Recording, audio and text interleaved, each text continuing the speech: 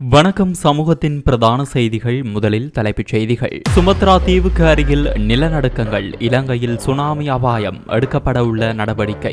சேவை காலத்தை நீடிப்பதற்கான தீர்மானம். எரிசக்தி அமைச்சர் பிறப்பித்த அதிரடி உத்தரவு. மஸ்கலியா பிரதேச வைத்தியசாலை ஊழியர்கள் கருப்பு பட்டி அணிந்து போராட்டம். யாழில் இளைஞன் மீது துப்பாக்கிச்சூடு நடத்திய போலீசார். திட்டமிட்ட பழிவாங்கலா? குற்றம் சுமத்தும் உறவினர்கள். விவசாயிகளை ஏமாற்றுவதுதானா சிஸ்டம் சேஞ்ச்? முத்துநகர் விவசாயிகள் கொந்தளிப்பு. உயர்தர பரீட்சை மாணவர்களுக்கு முக்கிய அறிவித்தல். பணப்பையை தவறவிட்ட பிரித்தானிய பெண்ணுக்கு காத்திருந்த இன்ப அதிர்ச்சி. மலையகத்தில் பல இடங்களுக்கு மண்சரிவு அபாய எச்சரிக்கை விடுப்பு.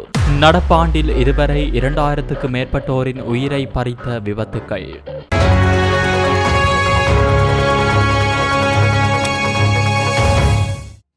நாட்டின் அனைத்து பகுதிகளையும் உள்ளடக்கிய சுனாமி தயார்நிலை ஒத்திகையை நவம்பர் மாதம் 5ஆம் தேதி நடத்த ஏற்பாடுகள் செய்யப்பட்டுள்ளதாக அனர்த்த முகாமைத்துவ மத்திய நிலையத்தின் பணிப்பாளர் நாயகம் ஓய்வு பெற்ற மேஜர் ஜெனரல் சம்பத் கொட்டுவேகொட தெரிவித்துள்ளார். கடந்த ஒரு மாத கால பகுதியில் சுமாத்ரா தீவை அண்மித்த பகுதிகளில் பல சிறிய பூகம்பங்கள் ஏற்பட்டுள்ளதாக அனர்த்த முகாமைத்துவ மத்திய நிலையத்தின் பணிப்பாளர் நாயகம் குறிப்பிட்டுள்ளார். சுனாமி தயார்நிலை குறித்து முப்படையினர், போலீஸ், அரச மற்றும் அரசு சார்பற்ற நிறுவனங்களின் அதிகாரிகளுடன் இடம்பெற்ற கலந்துரையாடலில் இணைந்து கொண்ட போதே பணிப்பாளர் நாயகம் இதனை தெரிவித்தார். நவம்பர் 5ஆம் தேதி நடைபெறவுள்ள இந்த சுனாமி தயார்நிலை ஒத்திகையானது இந்திய பெருங்கடல் பிராந்திய சுனாமி எச்சரிக்கை முறைமையின் கீழ் உள்ள 28 நாடுகளை உள்ளடக்கிய பிராந்திய அமைப்பினால் ஏற்பாடு செய்யப்படுவதாக தெரிவிக்கப்படுகிறது. சுனாமிக்கு தயாரான நாடு என்ற வகையில் களுத்துறை, மாத்தறை, யாழ்ப்பாணம் மற்றும் மட்டக்களப்பு ஆகிய 4 மாவட்டங்களை பிரதானமாக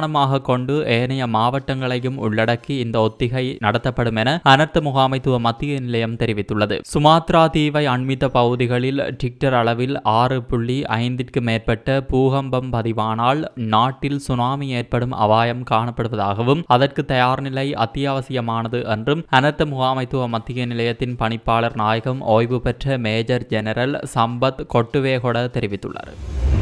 மின்சாரத்துறை மறுசீரமைப்பு செயலகத்தின் பணிப்பாளர் நாயகத்தின் சேவை காலத்தை ஒரு வருடத்தால் நீடிப்பதற்கு எரிசக்தி அமைச்சின் செயலாளரால் எடுக்கப்பட்ட தீர்மானத்தை எரிசக்தி மற்றும் மின்சக்தி அமைச்சர் குமார ஜெயக்கொடி உடனடியாக அமலாகும் வகையில் ரத்து செய்யுமாறு உத்தரவிட்டுள்ளார். மின்சாரத்துறை மறுசீரமைப்பு செயலகத்தின் பணிப்பாளர் நாயகம் HP நிரோஷனின் பதவி காலத்தை ஒரு வருடத்தால் நீடிப்பதற்கு நடவடிக்கை எடுத்து கடந்த 15ஆம் தேதி எரிசக்தி அமைச்சின் செயலாளர் உதயங்க ஹேமபாலவால் அவருக்கு கடிதம் ஒன்று அனுப்பி வைக்கப்பட்டிருந்தது. கடந்த அக்டோபர் 15ஆம் தேதி எரிசக்தி அமைச்சின் செயலாளர் உதயங்க ஹேமபாலவால் அனுப்பப்பட்ட கடிதத்தில் மின்சாரத்துறை மறுசீரமைப்பு செயலகத்தின் பணிப்பாளர் நாயகமாக பதவி வகித்த அவரது பதவிக்காலம் அடுத்த வருடம் ஜூன் மாதம் 26ஆம் தேதி வரை நீடிக்கப்பட்டுள்ளதாக HP நிரோஷனுக்கு அறிவிக்கப்பட்டிருந்தது. இதற்கு எரிசக்தி அமைச்சர் குமார ஜெயக்கொடி அனுமதி வழங்கியுள்ளதாகவும் செயலாளர் தனது கடிதத்தில் பணிப்பாளர் நாயகம் நிரோஷனுக்கு அறிவித்திருந்தார். எவ்வாறாயினும் இந்த கடிதம் தொடர்பில் எரிசக்தி அமைச்சர் குமார ஜெயக்கொடி கடந்த 22ஆம் தேதி கடிதம் ஒன்றை அனுப்பி சம்பந்தப்பட்ட நியமனத்தை உடனடியாக அமலுக்கு வரும் வகையில் ரத்து செய்யுமாறு அமைச்சின் செயலாளருக்கு அறிவித்துள்ளார். குறித்த நியமனத்திற்கு தாம் எந்த வகையிலும் அங்கீகாரம் வழங்கவில்லை என்றும் அமைச்சர் தனது கடிதத்தில் தெரிவித்துள்ளார். அதன்படி இந்த நியமனத்தை உடனடியாக அமலுக்கு வரும் வகையில் ரத்து செய்யுமாறு அமைச்சர் எழுத்து மூலம் அமைச்சின் செயலாளருக்கு அறிவித்துள்ளார். மேலும் அத்தகைய நீடிப்பிற்கு அங்கீகாரம் கோருவதும் ஒரு தவறான முன்வைப்பாகும் என்றும் அமைச்சர் தனது கடிதத்தில் அமைச்சின் செயலாளருக்கு தெரிவித்துள்ளார். பிரதான அனுசரணை வழங்குவோர் BT Cash and Carry மற்றும் BT சூப்பர் ஸ்டோர். இப்போ உங்களுக்கு வழங்கும் ஒரு நல்ல செய்தி. BT Cash and Carryயின் ஆன் பிராண்டான கல்யாணி அன்னபூரணி பிராண்டில் அன்றாட வாழ்க்கையின் எல்லா தேவைகளுக்குமான அனைத்து பொருட்களையும் ஒரே இடத்தில் ஒரே கூடையின் கீழ் பெற்றுக்கொள்ள BT Cash and Carry மற்றும் BT சூப்பர் ஸ்டோருக்கு தாமதம் வேண்டாம். இப்போதே வாருங்கள். உங்கள் குடும்பத்தின் ஒரே நம்பிக்கை BT Cash and Carry மற்றும் BT சூப்பர் ஸ்டோர், பாரிஸின் லா சப்பல். மஸ்கலியா பிரதேச வைத்தியசாலையின் வைத்தியர்கள், செவிலியர்கள் மற்றும் ஊழியர்கள் இன்று காலை அரை மணி நேரம் பணியிலிருந்து விலகி கருப்பு பட்டி அணிந்து வைத்தியசாலை முன்பாக அமைதியான போராட்டத்தில் ஈடுபட்டனர். நேற்று முன்தினம் இரவு குடிபோதையில் இருந்த ஒருவர் வைத்தியசாலை வார்ட் வளாகத்திற்குள் நுழைந்து ஒரு இளைய ஊழியரை தாக்க முயன்ற சம்பவத்தை அடுத்து இப்போராட்டம் முன்னெடுக்கப்பட்டுள்ளது. குறித்த நபர் சம்பவத்திற்கு பிறகு வைத்தியசாலையை விட்டு தப்பிச் சென்றதாக கூறப்படுகிறது. சிகிச்சைக்காக வரும் நோயாளிகள் மற்றும் ஊழியர்களின் பாதுகாப்பு உறுதி செய்யப்பட வேண்டும். இதுபோன்ற சம்பவங்கள் மீண்டும் இடம்பெறாமல் நடவடிக்கை எடுக்க வேண்டும். சம்பந்தப்பட்ட நபருக்கு எதிராக சட்டம் முழுமையாக அமல்படுத்தப்பட வேண்டும் என வைத்தியசாலை ஊழியர்கள் வலியுறுத்தியுள்ளனர். இந்த சம்பவம் தொடர்பாக மஸ்கலியா போலீஸ் நிலையத்தில் முறைப்பாடு செய்யப்பட்டுள்ளது. சம்பவத்தில் தொடர்புடைய நபர் மஸ்கலியா டி-சைட் தோட்டத்தை சேர்ந்தவர் என்றும் அவர் கைது செய்யப்பட்டதாகவும் போலீஸ் பொறுப்பதிகாரி தெரிவித்துள்ளார். சந்தேக நபரை இன்று ஹட்டன் நீதவான் முன் ஆஜர்படுத்த உள்ளதாகவும் அவர் தெரிவித்துள்ளார்.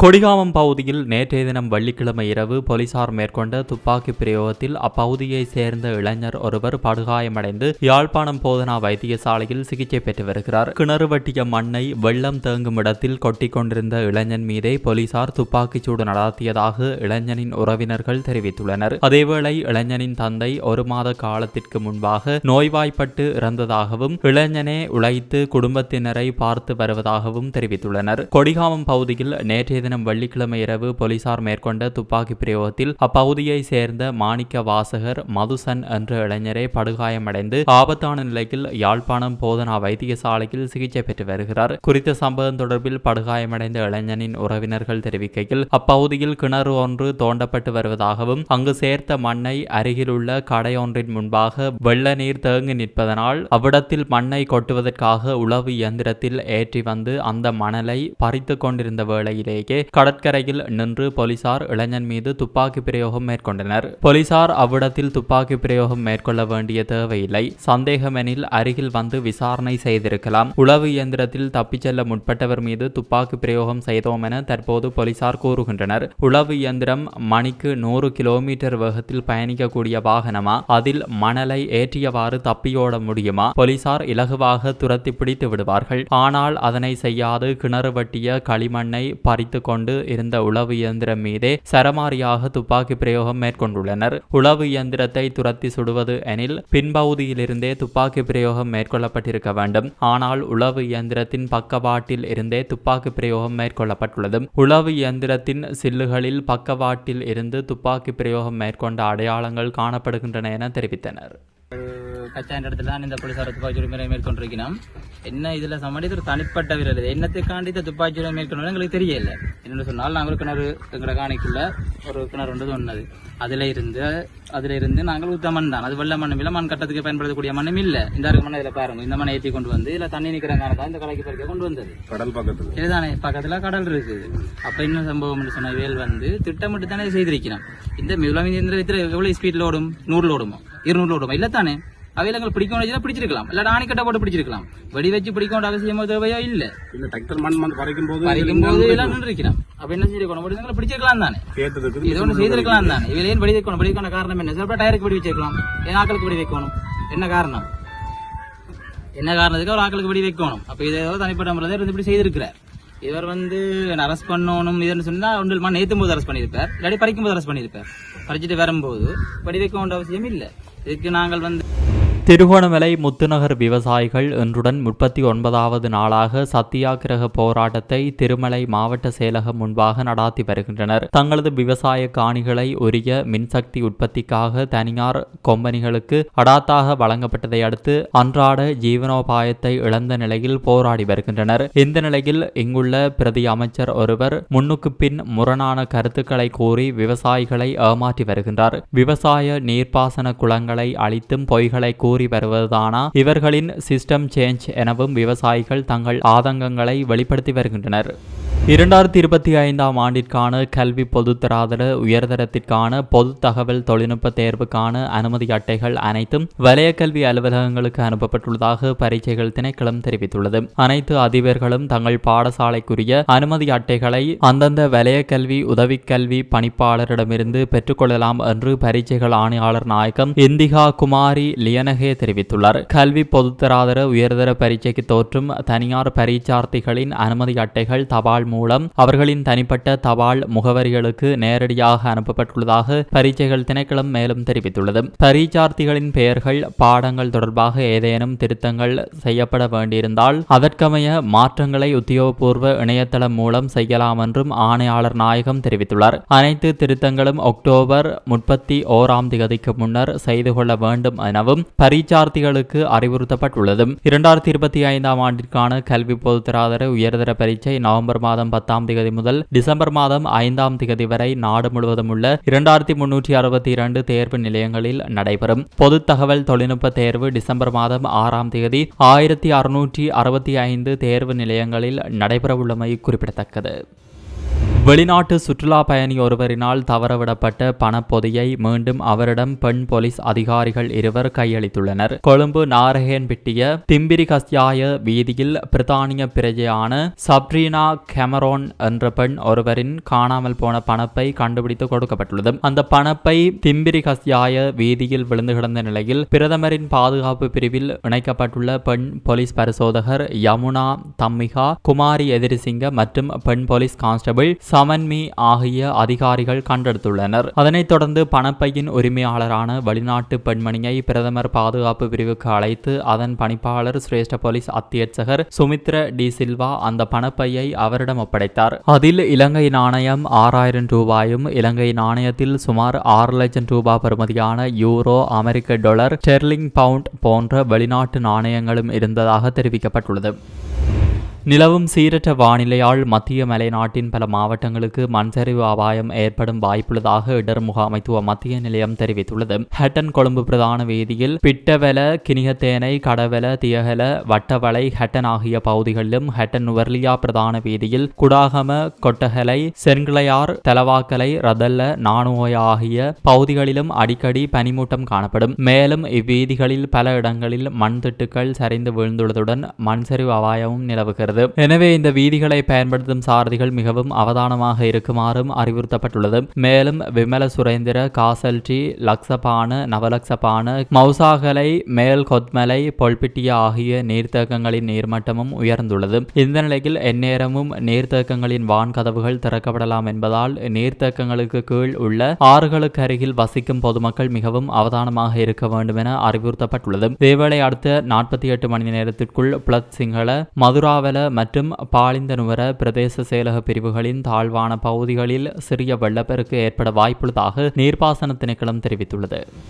நாட்டில் இந்த ஆண்டு இதுவரையான காலப்பகுதியில் பதிவான விபத்து சம்பவங்களில் 2239 பேர் உயிரிழந்துள்ளதாக காவல்துறை ஊடக பிரிவு தெரிவித்துள்ளது. 2025 ஜனவரி முதல் இந்த மாதம் 23ஆம் தேதி வரையிலான காலப்பகுதியிலேயே இந்த விபத்து சம்பவங்கள் பதிவாகியுள்ளன. அதன்படி 2107 வீதி விபத்துக்கள் இடம்பெற்றுள்ளதுடன் இதில் 2239 பேர் உயிரிழந்துள்ளதாக தெரிவிக்கப்படுகிறது. கடந்த 17ஆம் தேதி வரையான காலப்பகுதியில் 4149 பாரதூரமான விபத்துகளும் 7831 சிறு விபத்துகளும் பதிவாகியுள்ளதாக காவல்துறை ஊடக பிரிவு தெரிவித்துள்ளது. அத்துடன் 3295 விபத்துகளில் வாகனங்களுக்கு சேதம் ஏற்பட்டுள்ளதாகவும் தெரிவிக்கப்பட்டுள்ளது. இந்த நிலையில் வவுனியாவில் 2021ஆம் ஆண்டு முதல் தற்போது வரை பல்வேறு விபத்து சம்பவங்களால் 58 பேர் பலியாகியுள்ளனர். இந்த ஆண்டு மட்டும் இதுவரை 18 பேர் உயிரிழந்துள்ளனர். விபத்துக்கள் தொடர்பான தகவல்களை வவுனியா மாவட்ட பொது வைத்தியசாலையிடமிருந்து தகவல் அறியும் உரிமை சட்டத்தின் கீழ் கோரப்பட்டதை தொடர்ந்து அவை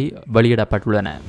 வரலாற்று சிறப்புமிக்க மகியங்கனை ரஜமகா விகாரையின் அருங்காட்சியகத்தில் வைக்கப்பட்டிருந்த பெருமதிமிக்க புத்தர் சிலையொன்று திருடப்பட்டுள்ளதாக மகியங்கனை போலீசார் தெரிவித்தனர். சுமார் 40 கிலோ எடையுள்ள பெருமதிமிக்க புத்தர் சிலையொன்றே இவ்வாறு திருடப்பட்டுள்ளதாக போலீசார் தெரிவித்தனர். இந்த திருட்டு சம்பவம் தொடர்பில் மகியங்கனை ரஜமகா விகாரையின் விகாராதிபதி மகியங்கனை போலீஸ் நிலையத்தில் முறைப்பாடு அளித்துள்ளார். அருங்காட்சியகத்தில் வைக்கப்பட்டிருந்த கண்ணாடி பட்டியை உடைத்தே உள்ளே இருந்த பெருமதிமிக்க புத்தர் சிலையை திருடிச் சென்றுள்ளதாக முறைப்பாட்டில் குறிப்பிடப்பட்டுள்ளது. மகியங்கனை ரஜமகா விகாரையில் உள்ள சிசிடிவி கேமராவில் இனந்தெரியாத 2 நபர்கள் நள்ளிரவு 1 மணி அளவில் அருங்காட்சியகத்திற்குள் நுழையும் காட்சிகள் பதிவாகியுள்ளதாக போலீசார் தெரிவித்தனர்.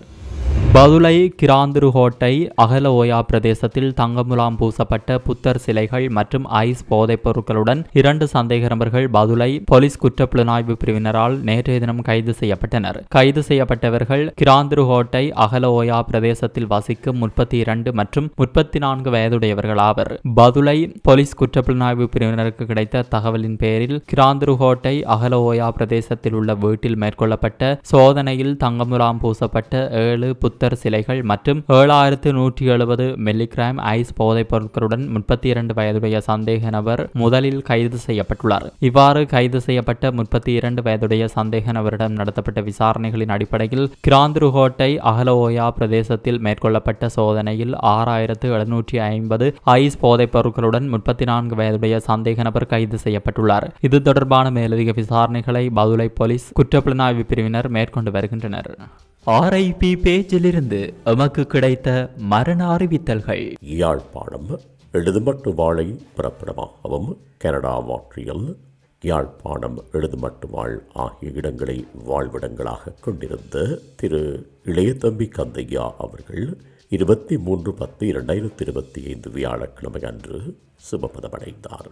யாழ்ப்பாணம் சாமகச்சேரி சரசாலை வடக்கை பிறப்பிடமாகவும் வதிவிடமாகவும் கொண்டிருந்த திரு பேரம்பலம் கந்தசாமி அவர்கள் 23/10/2025 வியாழக்கிழமை அன்று காலமானார். மேலே அறிவிக்கப்பட்ட அனைத்து மரண அறிவித்தல்களின் இறுதிக்கிரியை விவரங்களை அறிந்து கொள்ள RIPpage.com பார்வையிடுங்கள். இதற்கான லிங்க் கீழே இருக்கும் டிஸ்கிரிப்ஷனில் பார்வையிடலாம்.